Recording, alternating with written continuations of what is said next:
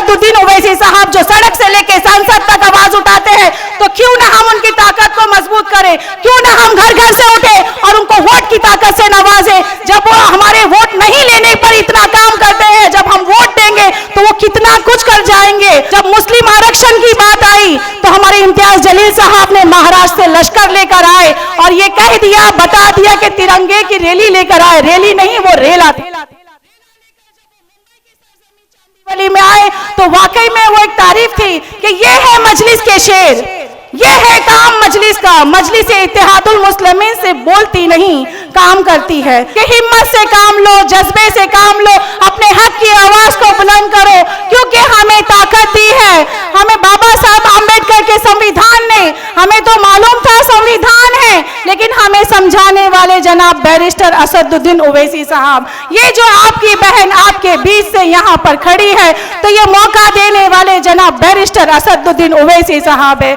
तो मुझे ये हिम्मत में मुझे गर्व महसूस होता है कि मैं भी आपके बीच से यहाँ तक आ सकती हूँ। तो मेरी बहनें मालवनी के घर घर से उठेंगी और माँ फातिमा के जैसा काम करेंगी, क्योंकि सावित्री बाई फुले भी एक दलित थी, वो भी बच्चों को पढ़ाना चाहती थी, घर घर से वो बच्चों को लेकर पढ़ाने का काम शुरू किया, तो उनका साथ माँ फातिमा ने दी। तो क्यों ना हम माँ फातिमा के जैसा काम करें, क्योंकि हमारे पास जनाब बैरिस्टर असदुद्दीन ओवैसी साहब की ताकत है, मजलिस इत्तेहादुल मुस्लिमीन की ताकत है। तो हमें आगे बढ़ना चाहिए और मजलिस का साथ देना चाहिए। दोस्तों, मैंने इससे पहले भी कहा, मगर चूंकि शेर दक्कन, शेर महाराष्ट्र, शेर हिंदुस्तान, मजलूमों की वो आवाज जिसे फिरका परस्त हजारा कोशिश करने के बाद भी दबा नहीं सकी और इंशाअल्लाह सुबह क़यामत तक दबा नहीं सकेंगी। मैं मोहतरमुल मुकाम बैरिस्टर असदुद्दीन ओवैसी साहब के सामने ये बात बोलना जरूरी समझता हूं कि रिजवाना खान साहबा, जो कि आज के इस प्रोग्राम के एक कन्वीनर हैं, ये 2020 से मजलिस इत्तेहादुल मुस्लिमीन से जुड़ी हुई हैं। इनके बहुत सारे ऐसे कारनामे हैं जिन्हें फरामोश नहीं किया जा सकता, मगर मैं दो चीजों की जानिब तवज्जो दिलाना चाहता हूं कि 24 अक्टूबर को इनका जन्मदिन रहता है।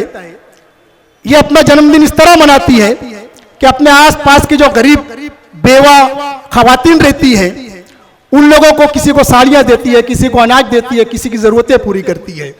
और इनका एक कारनामा बहुत अहम है कि 2020 में जब फुल लॉकडाउन लगा हुआ था, तो कुछ फिरका परस्त ताकतें, कुछ फिरका परस्त अनासिर महाराष्ट्र के बॉर्डर तलाशरी पर जो बकरे की जो गाड़ियां आती थी उसको रोकने की कोशिश करती थी।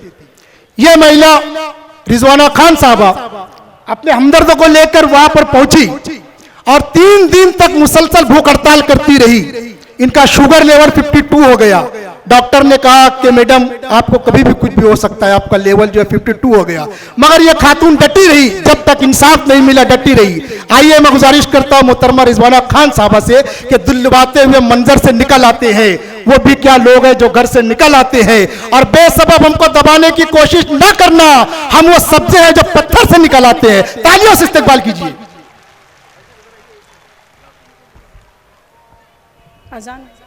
अस्सलाम वालेकुम रहमतुल्लाहि व बरकातुहू। मंच पे उपस्थित ऑल इंडिया मजलिस इत्तेहादुल मुस्लिमीन के हम सब के राष्ट्रीय अध्यक्ष जनाब बैरिस्टर असदुद्दीन ओवैसी साहब, ऑल इंडिया मजलिस इत्तेहादुल मुस्लिमीन के महाराष्ट्र के अध्यक्ष व खासदार इम्तियाज जलील साहब, ऑल इंडिया मजलिस इत्तेहादुल मुस्लिमीन के राष्ट्रीय प्रवक्ता वारिस पठान साहब, मजलिस इत्तेहादुल मुस्लिमीन के मुंबई के अध्यक्ष फयाज अहमद खान साहब, मजलिस इत्तेहादुल मुस्लिमीन के मुमरा के अध्यक्ष सैफ पठान साहब, मजलिस इत्तेहादुल मुस्लिमीन के हैदराबाद से आए हुए हमारे मेहमान, जिनका मैं नाम नहीं जानती हूँ, मुझे माफ करना, उनका भी इस्तकबाल है इस मालवनी की सरजमी पे। मैं कहना चाहती हूँ कि मालवनी के लिए आज 26 फरवरी ये तारीफ रहेगी, ये हमेशा हम याद करेंगे, क्योंकि इम्तियाज जलील साहब ने ये मौका हमें दिया। मैं दिल से शुक्रिया अदा करती हूँ कि उन्होंने मुंबई में मालवनी की सरजमी को चुना, क्योंकि यही मालवनी की आंखें तरस रही थी हमारे सदर को देखने के लिए। मजलिस इत्तेहादुल मुस्लिमीन के सदर जनाब बैरिस्टर असदुद्दीन ओवैसी साहब की लिए एक नजर के लिए हम तरस रहे थे। आज वो मौका हमें इम्तियाज जलील साहब ने दिया। मैं बहुत बहुत शुक्रिया अदा करती हूँ, क्योंकि ये मेरी मालोनी के लोग बहुत ही मायूस और बहुत ही कमजोर और बहुत ही सच्चे दिल से जब किसी को चाहते हैं, ये मैं जानती हूँ, क्योंकि मैं इनके बीच में रोजाना कुछ न कुछ काम करती रहती हूँ। मुझे पता है कि मालवानी के लोगों का दिल कैसा है। जब किसी को मोहब्बत से नवाजते हैं तो कहां से कहां पहुंचा देते हैं, लेकिन जिसको मोहब्बत से नवाजते हैं, अपने वोटों से नवाजते हैं, लेकिन वो तो ऊपर पहुंच जाता है, लेकिन मेरी मालोनी की जनता यहीं की यहीं रह जाती है। इनकी तकलीफ कोई देख नहीं पाता।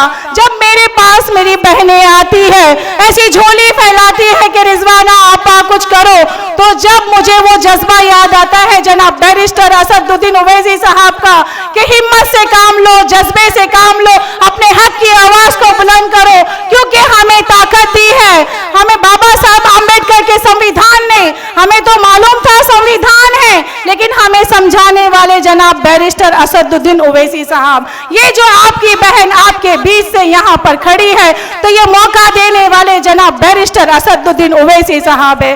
तो मुझे ये हिम्मत में मुझे गर्व महसूस होता है कि मैं भी आपके बीच से यहाँ तक आ सकती हूँ। तो मेरी बहनें मालवनी के घर घर से उठेंगी और माँ फातिमा के जैसा काम करेंगी, क्योंकि सावित्री बाई फुले भी एक दलित थी, वो भी बच्चों को पढ़ाना चाहती थी, घर घर से वो बच्चों को लेकर पढ़ाने का काम शुरू किया, तो उनका साथ माँ फातिमा ने दी। तो क्यों ना हम माँ फातिमा के जैसा काम करें, क्योंकि हमारे पास जनाब बैरिस्टर असदुद्दीन ओवैसी साहब की ताकत है, मजलिस इत्तेहादुल मुस्लिमीन की ताकत है। तो हमें आगे बढ़ना चाहिए और मजलिस का साथ देना चाहिए। ये जो पूरा मजमा बैठा है मालोनी का, आज ये वादा करे कि जनाब बैरिस्टर असदुद्दीन ओवैसी साहब की जमात को कामयाब करेंगे। जिस तरीके से तुमने हर साल किसी को वोट दिया, मोहब्बत दी, वो तुम्हें हर 5 साल में आता है, सपने दिखाता है, और सपने तो आप देख लेते हो क्योंकि आप बहुत ही मासूम हो। मुझे पता है मेरे मालोनी की जनता को बहुत इनोसेंट है, उन पे भरोसा करती है, अपना वोट दे देती है, वही 5 साल निकल जाते हैं, हमारे सपने के सपने रह जाते हैं। तो जनाब बैरिस्टर असदुद्दीन ओवैसी साहब जो सड़क से लेके संसद तक आवाज उठाते हैं, तो क्यों ना हम उनकी ताकत को मजबूत करें, क्यों ना हम घर घर से उठे और उनको वोट की ताकत से नवाजे। जब वो हमारे वोट नहीं लेने पर इतना काम करते हैं, जब हम वोट देंगे तो वो कितना कुछ कर जाएंगे।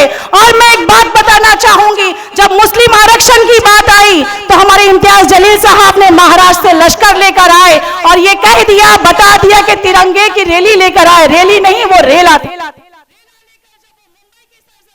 में आए, तो वाकई में वो एक तारीफ थी कि ये है मजलिस के शेर, ये है काम मजलिस का। मजलिस इत्तेहादुल मुस्लिमीन से बोलती नहीं, काम करती है। मैं आपके बीच में जब काम करती हूँ एक छोटी मजलिस की सैनिक बनकर, तो उसी तरीके से आपको भी मजलिस का साथ देना होगा, जनाब बैरिस्टर असदुद्दीन ओवैसी साहब का साथ देना होगा, क्योंकि जब आरक्षण की बात आती है तो हमारे बच्चों की बात आती है। हमारे बच्चों का मुस्तकबिल कैसे संवरेगा? जब तक हम बहनें खड़ी नहीं होंगी तब तक हम मुस्तकबिल नहीं संवार सकेंगे। क्यों हमारा बच्चा डॉक्टर बनना नहीं चाहिए, टीचर नहीं बनना चाहिए? बनना चाहिए, आईएएस बनना चाहिए, आईपीएस बनना चाहिए। तो उसके लिए हमें सही नेता की जरूरत है। जनाब बैरिस्टर असदुद्दीन ओवैसी साहब के जैसे नेता की जरूरत है। तो हम सबको एक होकर बैरिस्टर ओवैसी साहब का साथ देना है और उनके कंधे से कंधा मिलाकर चलना है। और मैं एक बात बताना चाहती हूँ कि आपको कि यहाँ पे जितने भी लीडर आए, कांग्रेस के आए, बीजेपी के आए, सेना के आए, राष्ट्रवादी कांग्रेस के आए, आपके बीच में एक नेता बन के आए, लेकिन मेरे सदर जनाब बैरिस्टर असदुद्दीन ओवैसी साहब आपको नेता बनाने आए, आपका हक समझाने आए। वो नेता बनने नहीं, वो चाहते हैं कि हर जगह जगह से एक एक ओवैसी पैदा हो, ओवैसी खड़ा हो और सियासत में वो मुकाम पैदा करे, आंखों में आंख डाल के बात करे। वो नेता बनाने के लिए मेरे सदर यहाँ आए हैं। तो मालोनी की जनता को मैं कहना चाहती हूँ कि आने वाले वक्त में मजलिस का परचम मालोनी में लहराना चाहिए। जोरदार तालियां बजाएं असदुद्दीन ओवैसी साहब के लिए, जो आज आपके लिए इतना समय निकाल कर यहाँ पर आए हैं। जोरदार तालियों से स्वागत हो मेरे सदर का। अस्सलाम वालेकुम। मैं अपने शब्द खत्म कर रही हूँ क्योंकि मैं तो आपके बीच में ही रहती हूँ। आज मेरे सदर को सुनना है और ये हमारी जो दिली ख्वाहिश है आज अल्लाह ताला ने पूरी की। अल्लाह हाफिज। मैं अपने शब्द खत्म करती हूँ।